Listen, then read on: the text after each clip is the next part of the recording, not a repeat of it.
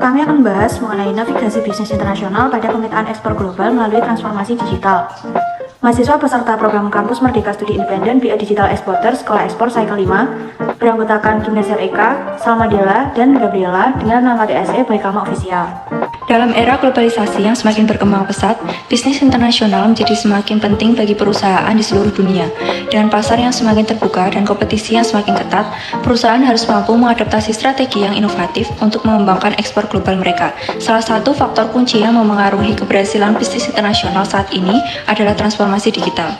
Salah satu manfaat utama transformasi digital dalam bisnis internasional adalah kemampuannya untuk membantu perusahaan memetakan pasar global dengan lebih baik. Melalui analisis data dan perangkat lunak khusus, perusahaan dapat mengidentifikasi peluang pasar baru, memahami perilaku pelanggan di berbagai negara, dan mengidentifikasi tren konsumen yang berkembang. Ini memungkinkan perusahaan untuk menyesuaikan produk dan strategi pemasaran mereka sesuai dengan kebutuhan pasar yang beragam. Transformasi digital juga dapat meningkatkan efisien dalam rantai pasokan internasional. Dengan pemantauan real-time menggunakan teknologi seperti RFID, Radio Frequency Identification, dan IoT, perusahaan dapat melacak pergerakan produk mereka dari pabrik hingga pelanggan akhir. Ini membantu menghadiri kerugian, meningkatkan pengelolaan stok, dan mengoptimalkan pengiriman internasional. Transformasi digital memungkinkan perusahaan untuk membangun kehadiran online yang kuat, menjual produk mereka secara global melalui platform e-commerce dan menggunakan media sosial serta iklan online untuk menjangkau pelanggan di seluruh dunia. E-commerce telah menjadi pintu gerbang utama bagi perusahaan yang ingin menjual produk mereka di pasar internasional. Keuntungan utama dari e-commerce adalah kemampuan untuk menghilangkan batas geografis. Perusahaan dapat memanfaatkan platform e-commerce untuk membuat toko online yang dapat diakses oleh pelanggan di seluruh dunia.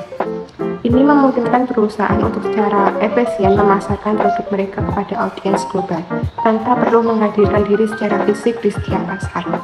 Meskipun transformasi digital menawarkan banyak manfaat, perusahaan juga dihadapkan pada berbagai tantangan.